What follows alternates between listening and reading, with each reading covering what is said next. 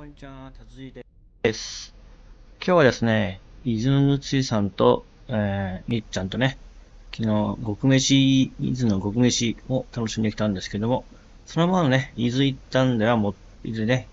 に行って帰るのではもったいないということで、これからですね、違うキャンプ場の方に向かっています。ねぐらキャンピンググラウンドというところに向かっているんですけども、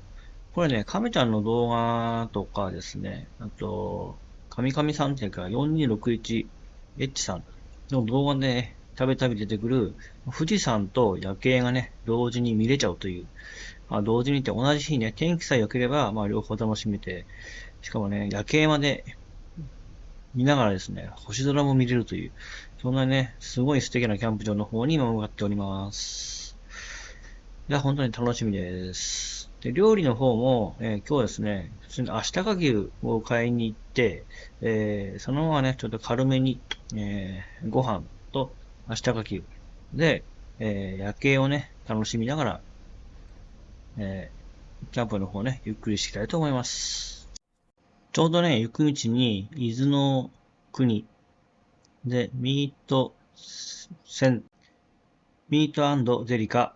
戦闘者さんというお店で、明日か牛のね、冷凍でないのが売ってるという、そういう大変ね、希少なお店があります。ここで、もも肉の方を買ってきました。結構ね、リーズナブルなお値段だったです。ねぐらキャンプ場の方に着きました。ちょっとね、この日ね、黄砂がすごくて、朝からですね、黄砂の黄色い感じが出てて、これ富士山肉眼だと綺麗に見えるんですけど、カメラだとね、ちょっと、透けってるっていうか、黄砂で黄色く映ってるのが、目立ってしまって、ちょっと映ってないですね。ちょっとカメラに映らなかったのは残念です。でも、富士山ね、ここから綺麗に見えまして、とてもね、雄大な景色が広がっていました。で、これ平日、今日ね、日月であるんで、日曜日になるわけなんですけど、結構ね、日曜日の昼、今2時ちょい過ぎなんですけど、結構人がいたりですね、景色が非常にいい場所っていうのはちょっとなかなか選べなかったので、少し後ろの方に陣取りました。